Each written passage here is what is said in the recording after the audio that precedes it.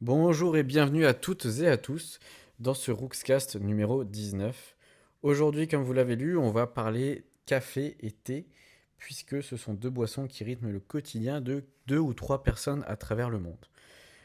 Eh ben oui, parce que le café, c'est la deuxième boisson la plus consommée au monde après quoi? Après l'eau, et bientôt ce sera le coca. Et le thé arrive juste derrière. Alors ensemble, ces deux boissons, elles représentent une part immense de nos habitudes quotidiennes finalement. Mais au-delà du simple plaisir gustatif et finalement surtout du rituel social qui a été instauré, qu'est-ce qui se passe dans notre corps quand on boit notre tasse de café le matin? Comment fonctionnent les molécules qui nous réveillent ou qui nous donnent l'impression de nous réveiller? Quels sont les véritables bénéfices pour la santé? Est-ce qu'il y en a? Et quels sont les risques aussi si on en abuse? Alors on va voir comment optimiser finalement notre consommation pour profiter des avantages sans en subir trop les inconvénients. Aujourd'hui, on va voir ce qui se passe derrière ces deux boissons.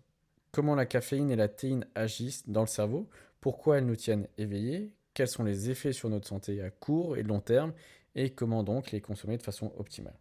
Donc que vous soyez un café addict qui ne peut pas démarrer la journée sans son expresso, un amateur de thé vert qui en boit toute la journée, ou juste quelqu'un qui hésite à consommer ses boissons, eh ben j'espère que ce podcast va vous donner quelques clés pour mieux comprendre et optimiser cette dite consommation.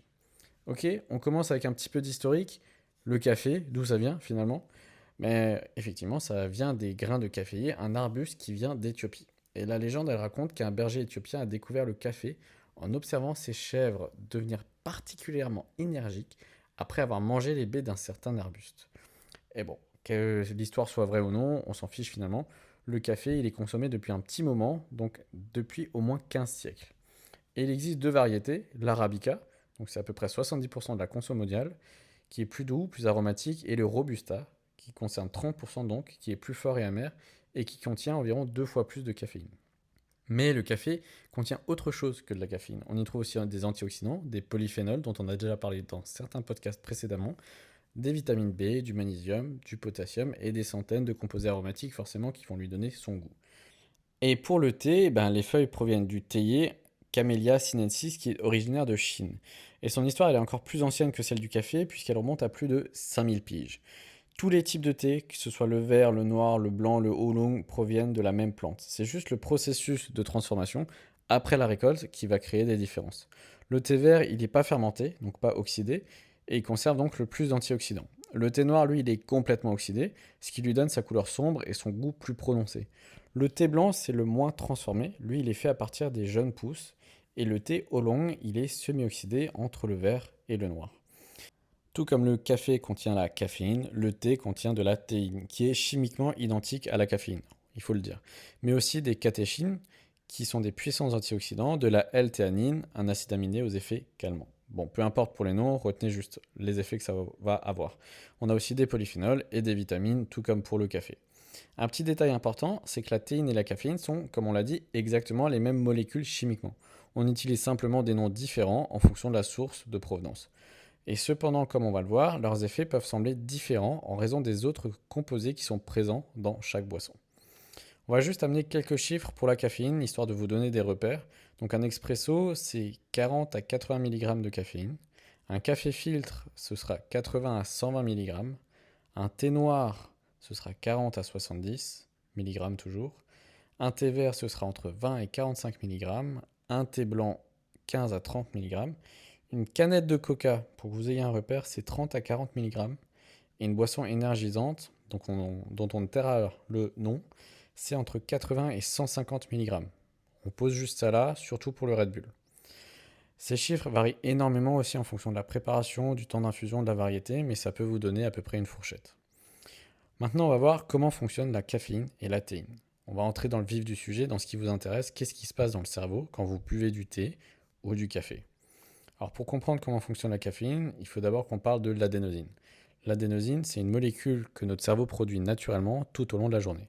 Plus vous restez éveillé longtemps, plus l'adénosine s'accumule dans votre cerveau, ce dont on a dit précédemment dans le podcast sur le sommeil. Cette accumulation, c'est comme un sablier qui se remplit progressivement et qui va créer une pression de sommeil. J'espère que vous avez bien retenu. Sinon, retournez quelques épisodes en arrière pour écouter la trilogie sur le sommeil. L'adénosine, elle se fixe sur des récepteurs spécifiques dans le cerveau. Et quand ces récepteurs sont activés, ils vont envoyer le message: tu es fatigué, il est temps de ralentir et d'aller faire un petit dodo. C'est l'adénosine qui vous fait bâiller en fin de journée et qui vous donne envie d'aller dormir. Maintenant, là où la caféine entre en jeu, c'est qu'elle a une structure moléculaire qui est similaire à celle de l'adénosine. Tellement similaire qu'elle peut se fixer sur les mêmes récepteurs. Et la différence cruciale, elle est là. C'est que la caféine, elle se fixe sur ces récepteurs sans les activer. Elle bloque juste l'accès à l'adénosine. Donc imaginez les récepteurs d'adénosine comme des serrures et l'adénosine comme la clé qui ouvre les serrures pour envoyer le signal du dodo. La caféine, c'est la fausse clé, elle rentre dans la serrure, mais elle n'ouvre pas le signal du dodo. Donc elle occupe pas la place et qui empêche la vraie clé, donc l'adénosine, de se fixer. Le résultat assez simple, c'est que même si l'adénosine, elle continue de s'accumuler, donc on est toujours fatigué, mais le cerveau ne reçoit plus le message de fatigue, puisque la caféine empêche l'adénosine de se fixer. Ok, donc vous vous sentez alerte et éveillé, même si vous ne l'êtes pas. C'est pour ça qu'on dit que la caféine ne vous donne pas de l'énergie, elle masque juste la fatigue. C'est une nuance importante. La fatigue, elle est toujours là, elle continue de s'accumuler, c'est juste que vous ne la ressentez plus. Et c'est pas forcément le meilleur des moyens. Quand vous buvez votre café, la caféine elle est absorbée rapidement par le système digestif et elle atteint son pic de concentration dans le sang en 30 à 60 minutes, à peu près. Et c'est pourquoi vous commencez à vous sentir plus alerte environ une demi-heure après le café. Et oui. Et la demi-vie de la caféine, donc c'est le temps nécessaire pour que le corps élimine la moitié de la caféine, c'est 5 à 6 heures chez l'adulte. Ça signifie que si vous buvez un café avec 100 mg à 14 heures, ben, vous aurez encore 50 mg vers 20 heures à peu près. Et 25 mg à 2 heures du mat. La demi-vie, elle varie selon les personnes. Ok, les femmes enceintes métabolisent la caféine beaucoup plus lentement. Une demi-vie peut aller jusqu'à 15 heures par exemple. Les fumeurs la métabolisent plus vite. Voilà, bon, eux, ils ont tout gagné. Certaines variations génétiques rendent certaines personnes métaboliseurs rapides, entre guillemets, ou métaboliseurs lents, pardon. Et, petit effet encore, la pilule contraceptive ralentit le métabolisme de la caféine. On a d'autres effets, ça c'est le principal, c'est le plus connu, mais la caféine, elle se contente pas juste de bloquer de l'adénosine, elle a d'autres impacts. Elle va augmenter la production de dopamine. Donc ça, c'est le neurotransmetteur du plaisir et de la motivation. Et c'est en partie pour ça que le café peut créer une dépendance. Votre cerveau associe café à sensation cool, sensation agréable. Et elle stimule la libération d'adrénaline derrière. Donc c'est l'hormone du stress et de l'action. C'est ce qui augmente le rythme cardiaque, la pression artérielle, et juste vous donne l'impression, on précise bien le terme d'impression, d'être prêt à l'action. Donc grosso modo, elle améliore temporairement certaines fonctions cognitives, donc l'attention, la concentration, le temps de réaction et la mémoire à court terme. Mais alors c'est quoi la différence avec le thé? La L-théanine dans le thé, c'est là la différence majeure. Et c'est pour ça que beaucoup de personnes vont trouver que le thé donne une énergie plus douce et plus stable que le café. Même si la théine et la caféine sont les mêmes molécules, le thé contient de la L-théanine. C'est un acide aminé unique qu'on trouve pratiquement que dans le thé et dans quelques champignons rares, mais on va pas s'éterniser là-dessus. Et les effets vont être remarquables. Elle augmente les ondes alpha dans le cerveau. Donc ça, c'est quelque chose qu'on a aussi vu dans le podcast sur le dodo. Et ces ondes sont associées à un état de relaxation éveillé. C'est un état mental calme mais concentré, sans somnolence. Elle module aussi les effets de la caféine en réduisant l'anxiété et la nervosité que la caféine seule peut provoquer. C'est comme si, grosso modo, elle arrondissait les angles des effets de la caféine. Elle permet aussi d'améliorer la concentration et de l'attention sans l'effet speed du café. Et le ratio L-théanine-caféine dans le thé vert, il est particulièrement favorable, avec souvent plus de L-théanine que de caféine. Grosso modo, c'est ce qui va donner au thé vert la réputation de boisson qui éveille l'esprit sans qu'on soit complètement speed à courir dans tous les sens. Après, derrière, votre corps il va forcément s'adapter à la caféine. Si vous en consommez régulièrement, votre cerveau il va compenser en produisant plus de récepteurs d'adénosine pour quand même avoir la sensation de fatigue. Et c'est la tolérance. Vous avez besoin de plus de caféine pour obtenir le même effet, puisqu'il va falloir bloquer plus de récepteurs. Ok? Et c'est pourquoi aussi l'arrêt brutal va causer des symptômes de sevrage. Des maux de tête, souvent intenses, une fatigue extrême, puisqu'il y a plus de récepteurs, encore une fois, l'irritabilité, la difficulté de concentration, etc., etc. Bref, les symptômes du sevrage. Et ces symptômes, ils apparaissent généralement 12-24 heures après la dernière prise, et ils peuvent durer 2 à 9 jours. Ces symptômes, c'est juste la preuve que la caféine va créer une dépendance physique, même si elle est généralement considérée comme légère comparée à d'autres substances dont on ne va pas forcément s'éterniser encore une fois. Mais l'effet est présent. Maintenant, on a vu le mécanisme. On a exploré quelques effets sur la santé, les plus connus, et on va voir qu'il y en a d'autres. Et les nouvelles sont plutôt bonnes, parce que le café a des effets bénéfiques. Pendant longtemps, il a eu cette mauvaise réputation. On le croyait juste mauvais pour le cœur, etc., etc. Mais apparemment, il y a d'autres choses. Au niveau longévité, il y a des études sur quelques personnes qui montrent que les buveurs modérés de café, donc 3 à 4 tasses, ont un risque de mortalité réduit de 8 à 15% comparé aux non-buveurs. C'est quand même assez significatif. Ok. Au niveau cardiovasculaire, contrairement à la croyance populaire, le café ne semble pas augmenter le risque de maladie cardiaque chez la plupart des gens. Et au contraire, une consommation modérée, et on insiste sur le modéré, pourrait même être légèrement protectrice. Il peut temporairement augmenter la pression artérielle, mais cet effet va s'atténuer avec la consommation régulière. Niveau diabète, c'est probablement l'effet le plus robuste. Les buveurs réguliers de café ont un risque réduit de 25 à 30% de développer un diabète de type 2. Voilà, ça c'est par exemple un effet intéressant. Et les mécanismes exacts ne sont pas totalement compris, mais les antioxydants et certains composés du café améliorent apparemment la sensibilité à l'insuline. Au niveau maladies neurodégénératives, il semblerait que le café soit protecteur contre Parkinson, avec une réduction de risque de quelques dizaines de pourcents, et possiblement contre Alzheimer et d'autres démences. La caféine, elle pourrait protéger les neurones producteurs de dopamine dans le cas de la maladie de Parkinson. Voilà, il y a d'autres études qui sont en cours. Ensuite, au niveau du foie, donc dans la fonction hépatique, le café semblerait avoir un effet positif puisqu'il réduirait le risque de cirrhose, de cancer du foie et de maladies hépatiques grasses non alcooliques. Bon bref, retenez juste que c'est cool. Donc les buveurs de café ont généralement des enzymes hépatiques plus saines. Ensuite, concernant certains cancers, le café est associé à un risque réduit pour certains cancers, notamment le foie, comme on l'a dit juste avant, l'endomètre et le colorectal. Voilà. Niveau perf physique, la caféine, c'est connu, améliore les performances sportives en réduisant la perception de l'effort. Et elle permet d'augmenter l'endurance en mobilisant les graisses pour l'énergie. Et c'est pourquoi de nombreux athlètes consomment du café avant l'entraînement, et on ne dira pas ce qu'il y a dans les pré-workouts. Niveau perf cognitive, on a une amélioration de l'attention, comme on l'a dit précédemment, de la vigilance, du temps de réaction et de la mémoire de travail, notamment à court terme. Et c'est particulièrement utile en cas de sommeil, même si ça ne le remplace pas. Mais de temps en temps, effectivement, ça nous a bien rendu service.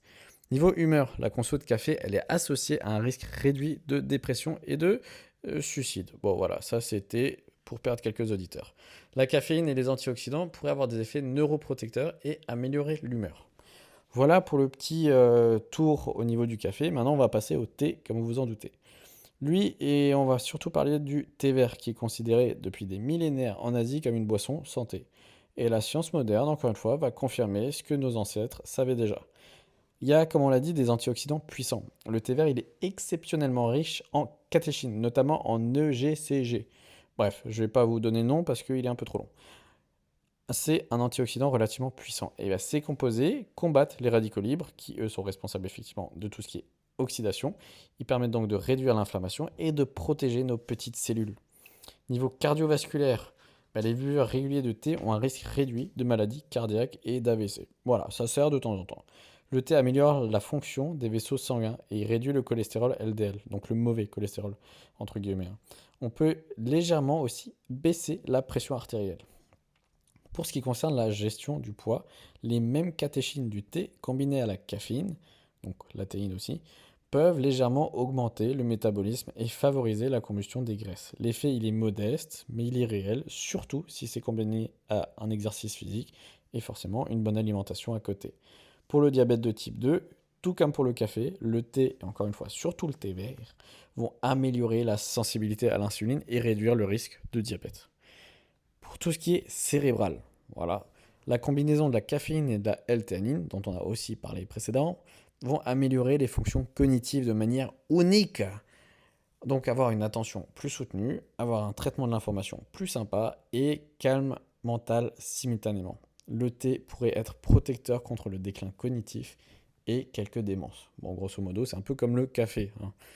Pour les cancers, apparemment, le thé vert pourrait réduire le risque de certains cancers, notamment celui du sein, de la prostate et le colorectal, encore une fois.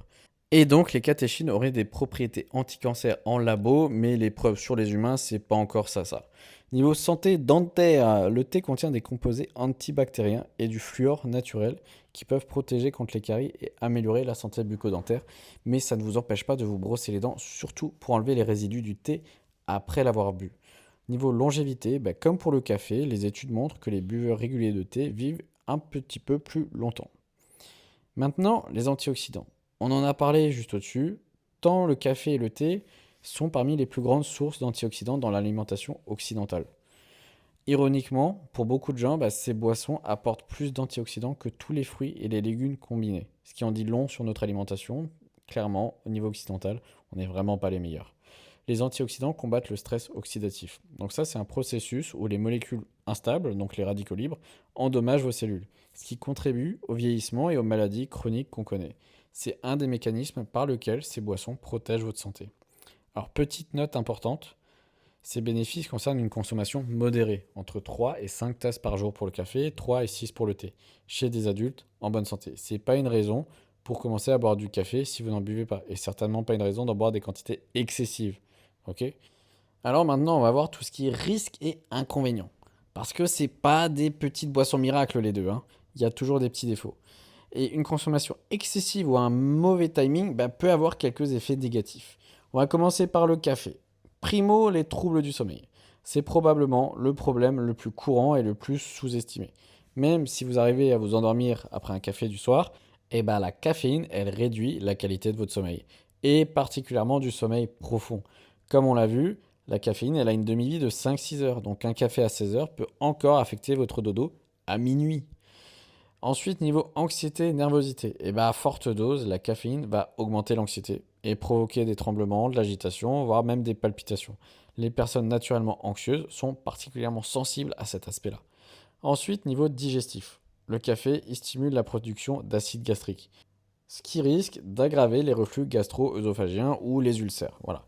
Il y a aussi un effet laxatif pour certaines personnes, mais on ne va pas non plus s'éterniser encore là-dessus. Ensuite, on a parlé de la dépendance précédemment et du sevrage. Donc, les maux de tête de sevrage peuvent être particulièrement pénibles.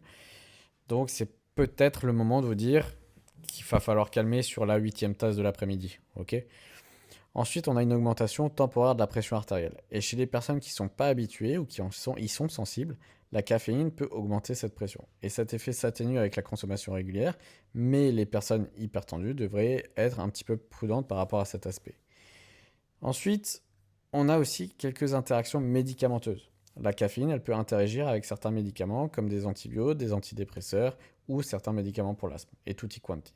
Si vous prenez des médicaments, vérifiez avec votre médecin concernant votre consommation de café. Voilà pour les quelques aspects qui concernent le café. Ensuite, forcément, on va parler de nos petits effets sur le thé. Primo, le fer. Le thé, et surtout le thé noir, contient des tanins qui peuvent réduire l'absorption du fer non héminique. Donc ça, c'est le fer des végétaux. Si vous êtes à risque d'anémie, il va falloir éviter de boire du thé pendant les repas riches en fer. Ajoutez du citron, donc ça c'est la vitamine C, qui va permettre d'améliorer l'absorption du fer, ou buvez juste votre thé entre les repas. Et puis, c'est un petit peu tout pour le thé finalement. Parce que maintenant, on va voir tout ce qui est population à risque. Alors, primo, on a les femmes enceintes. Et oui, parce que la caféine, elle traverse le placenta et le fœtus, fœtus, au choix. La métabolise beaucoup plus lentement. Des doses élevées sont associées à un risque accru de fausse couche, de petits pois à la naissance, ou de naissance, ou plutôt d'ailleurs, de naissance prématurée. Et la recommandation, elle est généralement de limiter à 200 mg par jour max, soit environ 2 tasses de café ou 4 tasses de thé. Maintenant, chez les enfants et les ados, déjà, ils sont même pas censés boire de café. Leur cerveau, il est généralement encore en développement. Pour certains, pas trop, mais bon. La caféine, elle peut affecter leur sommeil, et qui, lui, est crucial pour la naissance. Et ça va créer une dépendance précoce et potentiellement interférer avec leur développement. Le pédiatre recommande généralement d'éviter ou de limiter fortement le café, le thé, mais bon, généralement, ils sont même pas censés en boire comme dit. Pour les personnes anxieuses, on l'a dit, la caféine, elle peut exacerber certains troubles anxieux. Ensuite, les personnes avec des troubles cardiaques, on l'a encore dit, mais on le répète, certaines arythmies peuvent être aggravées par la caféine, donc à discuter avec le cardiologue. Pour les personnes avec des reflux gastriques, on le répète encore, le café peut aggraver les symptômes. Maintenant, la question donc du café décaféiné au final. Bah, il n'est pas totalement exempt de caféine. Il contient encore 2 à 5 mg par tasse, mais clairement, par rapport à la fourchette qu'on a donnée plus haut, c'est négligeable. Et il conserve la plupart des antioxydants, ce qui semble offrir plusieurs bénéfices par rapport au café normal. Okay, on a la protection hépatique, la réduction du risque de diabète, etc., mais sans les effets un petit peu emmerdants. Donc si vous aimez le café mais que vous êtes sensible à la caféine, c'est clairement une excellente option. Mais en dehors de ça, comment on peut optimiser sa consommation? Parce que maintenant qu'on a vu les effets cool, les effets un peu moins cool, on se dit, bah, j'aime bien ma tasse de café, mais alors comment je peux la boire pour être nickel? Bah, le timing parfait, c'est le matin, mais pas immédiatement au réveil. Parce que ça va surprendre, mais votre premier café ne devrait pas être la première chose que vous consommez. Parce que votre corps produit naturellement du cortisol. Et ce cortisol, c'est l'hormone de l'éveil, le matin. Le pic de cortisol, il survient généralement 30 à 45 minutes après le réveil. Donc boire du café pendant ce pic naturel, c'est moins efficace et ça peut juste interférer avec la production naturelle de cortisol. Le timing optimal, c'est d'attendre 60-90 minutes après le réveil, avant le premier café. Si vous vous réveillez à 7 heures, donc l'idéal ce serait vers 8 heures, 8h30. Et auparavant, ben, l'eau c'est juste sympa aussi au passage. Et comme on l'a dit, on évite l'après-midi tardif. Donc on arrête la caféine au moins 6 heures avant l'heure de se coucher. Idéalement 8 à 10 heures pour les personnes qui y sont sensibles. Donc si vous couchez à 23 heures, votre dernier café, ça va être vers 14-15 heures à la douche. Alors je sais que c'est beaucoup plus tôt que ce que les personnes pensent, parce qu'on se dit tous, mais je m'endors sans problème, même après un café le soir, etc. Ok, certes, mais le sommeil, il est quand même affecté en qualité. Et particulièrement, on l'a dit, le sommeil profond, même si vous ne le ressentez pas, ok? Ensuite, on a des moments de baisse d'énergie naturelle. Votre corps, il a des creux d'énergie, généralement en milieu de matinée, vers 10-11 heures, et début d'après-midi. Ça, c'est le post-prandial. 14-15 heures, ça, c'est nickel pour la sieste. Et bien, ce sont des moments stratégiques pour un café ou un thé si vous en ressentez le besoin. Maintenant, on va voir niveau quantité. Parce que pour la plupart des adultes en bonne santé, il y a une zone optimale qui semble être pour le café à 3-4 tasses. Donc ça vous fait 300-400 mg de caf. Consommé sur plusieurs heures, hein. Pas d'un coup. Je vous vois venir déjà. Et niveau thé, ça nous fait 3-6 tasses par jour en fonction de la force de l'infusion. Au-delà des 400 mg de caféine par jour, bah, les risques commencent à dépasser les bénéfices pour la plupart des gens. Donc on est out of control. En dessous de 2 tasses par jour, vous obtenez toujours les bénéfices, mais peut-être pas le maximum de ce qui est observé dans les études. Voilà. Bon, retenez 3 tasses pour les deux, comme ça on est à peu près bon. Ensuite, on a la qualité qui compte. Et oui, c'est comme consommer local. Bon, peut-être pas pour le café. Le café, on va considérer qu'un café de qualité, idéalement bio, le café est l'une des cultures les plus traitées aux pesticides, et ben on va préférer un café en grains fraîchement plutôt que prémulu, parce qu'il perd rapidement ses arômes et ses antioxydants. Ensuite, les méthodes de préparation avec filtre, donc pour retenir les huiles qui peuvent augmenter le cholestérol, ou expresso sont optimales. Et on évite de le brûler avec une température trop élevée, parce que ça va créer des composés qui sont potentiellement problématiques.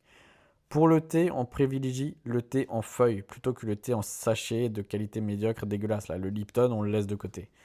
Le thé vert et le thé blanc sont les plus riches en antioxydants parce qu'ils ne sont pas oxydés, forcément, comme le thé noir. Et on l'infuse à la bonne température. Ce qui est écrit sur le petit sachet, 70-80 pour le thé vert, 90-100 pour le noir, avec une durée de 2-3 minutes pour le vert et de 3 à 5 pour le noir. Et on évite les thés qui sont aromatisés artificiellement avec plein de petits trucs dégueulasses. Bref, encore une fois, le Lipton, on le laisse au carrefour. Et qu'est-ce qu'on y ajoute? Le thé ou le café nature, c'est optimal. Mais voici ce qu'on peut dire sur quelques ajouts. Le sucre, à éviter. Voilà. Alors déjà parce que c'est pas bon, parce que ça annule une grande partie des bénéfices au niveau de la santé. Ça ajoute des calories vides. Et si votre café, votre thé, il est vraiment dégueulasse sans sucre, c'est peut-être juste qu'il est dégueulasse tout court ou qu'il est mal préparé. Ensuite, le lait, pardon. Certaines études suggèrent que les protéines du lait pourraient légèrement réduire l'absorption de certains antioxydants du thé. Bon, l'effet, il est modeste, mais si vous aimez le lait dans votre thé ou votre café, on y va, ok? Surtout si ça vous aide à le boire sans sucre. Et si jamais vous voulez des alternatives au lait, au lait, il y a le lait d'amande, d'avoine, etc. Ça peut être des options, mais vérifiez encore une fois qu'ils ne soient pas hyper sucrés pour les rendre plus intéressants pour les clients. Voilà, parce que ça reste des produits industriels. Donc voilà pour les quelques petites adjonctions à votre thé ou café. Maintenant, on va voir quelques stratégies pour optimiser votre conso. Primo, le cyclage. Il y a certaines personnes qui bénéficient du cycling, c'est-à-dire alterner des périodes avec et sans caféine. Donc par exemple, une semaine par mois, on fait nos cafés. Et bien ça peut réduire la tolérance et restaurer l'efficacité, mais ce n'est pas nécessaire forcément pour tout le monde. Deuxièmement, la réduction progressive si vous voulez diminuer. Ne jamais s'arrêter brutalement si vous consommez énormément de café. Réduisez d'environ 25% par semaine pour éviter les maux de tête du sevrage dont on a parlé précédemment. Deuxio, on a dit que l'eau c'était bien. Donc une hydratation en parallèle. Pour chaque tasse de café ou de thé, prenez aussi un verre d'eau dans la journée. Même si le café compte entre guillemets comme de l'hydratation, de l'eau pure reste importante. Deuxio, tertio, quadrio, je sais plus. Ensuite, les exercices. Boire un café 30 à 45 minutes avant l'exercice, ça peut améliorer les perfs, on l'a dit, et c'est d'ailleurs pas pour rien qu'il y a de la caféine dans les pré-workouts. Mais c'est pas nécessaire si vous entraînez tôt le matin. Ok, on garde cette idée du cortisol. Le petit thé dans l'après-midi, si vous voulez une boisson chaude dans l'après-midi, ne craignez pas pour votre sommeil. Le thé vert ou blanc, avec sa teneur plus faible en caféine et la L-théanine dont on a parlé, ça peut être un bien meilleur choix que le café à 16h, à 17h. Ok. Et ensuite, une chose peut-être encore plus importante, c'est écouter son corps. Si vous êtes anxieux, nerveux, si vous dormez mal, que vous avez des palpitations, tout simplement réduisez. On est tous différents dans notre sensibilité à la caféine, mais c'est quelque chose qui doit être pris en compte. Après, vous pouvez aussi chercher des alternatives. Donc on a les tisanes, camomille, menthe, je ne vais pas vous faire la liste, où il y a effectivement zéro caféine. Deuxio, la chicorée, va avoir un goût similaire au café, et encore une fois, zéro caféine. Après, il y a la vibe du matcha, bon c'est un petit peu à la mode, c'est le thé vert en poudre qui contient de la caféine, mais aussi beaucoup de L-théanine, avec une libération plus lente, ça peut être intéressant. On a aussi le golden milk. Voilà, le lait d'or au curcuma, c'est une boisson chaude, réconfortante et anti-inflammatoire, encore une fois, sans caféine. Je vous laisse faire votre propre recherche concernant celui-ci. Puis on a aussi l'eau citronnée qui est simple et efficace pour s'hydrater le matin si vous ne voulez pas forcément boire de l'eau pure et que vous souhaitez avoir un petit goût avec. Voilà pour, grosso modo, un petit tour au niveau de tout ce qui est thé et café. Donc on a bien vu que ce sont des breuvages qui sont chargés de plein de petites molécules qui vont interagir avec le corps, le cerveau de plusieurs manières. Okay. La science moderne nous confirme effectivement ce que nos ancêtres savaient, c'est qu'il y a des effets clairement positifs, encore une fois, si c'est consommé de manière intelligente. Donc c'est non seulement sans danger pour la plupart des gens, et c'est vraiment bénéfique, ils peuvent nous protéger contre plusieurs maladies chroniques, améliorer nos perfs physiques, mentales, et juste nous aider aussi un petit peu à vivre plus longtemps. Mais comme tout presque dans la vie, c'est une question d'équilibre, de balance. Trop de caféine, un mauvais timing, ou alors un café de mauvaise qualité, et tous les inconvénients vont aller au-delà des bénéfices. Donc les clés, comme on l'a dit, c'est modéré, 3 à 4 cafés par jour, 3 à 6 thés max par jour, un timing intelligent, donc pas immédiatement au réveil, et on arrête début d'après-midi. Ensuite, la qualité avant la quantité. On cherche un bon café, un bon thé, s'il vous plaît, et à consommer celui-ci, en consommant, celui-ci plutôt naturellement. Et on écoute son corps puisque chacun réagit différemment. Donc on n'oublie pas que ces boissons ne remplacent pas les fondamentaux. Un bon sommeil, c'est pas parce qu'on est fatigué le matin que le café nous permet d'avoir cette sensation de je suis réveillé que ça doit masquer l'idée de ne pas s'occuper de son sommeil, encore une fois. Et c'est pour ça qu'il y a les 3 podcasts précédents. Une bonne alimentation, une alimentation équilibrée, de l'exercice régulier et une bonne hydratation, ça va avec pour tout ce qui est gestion du stress. Donc le thé ou le café, c'est des compléments à un mode de vie sain, mais c'est pas des solutions miracles. Ça peut être des merveilleux alliés, mais ça ne doit pas servir à compenser certains déficits qui ont été mis en place. Et encore une fois, on pense au sommeil. Alors continuez de profiter de votre tasse de café, de votre tasse de thé. Maintenant, vous savez quand est-ce que vous pouvez optimiser votre consommation. Et sur ces mots, je vous souhaite une excellente dégustation, des super journées et surtout un gros dodo. Alors merci de m'avoir écouté. Et on n'hésite pas à mettre quelques étoiles dans la notation, à s'abonner pour ne pas rater les prochains épisodes qui sortent tous les dimanches. Et on se retrouve la semaine prochaine, comme dit, pour un nouveau podcast. Allez, la bise et santé!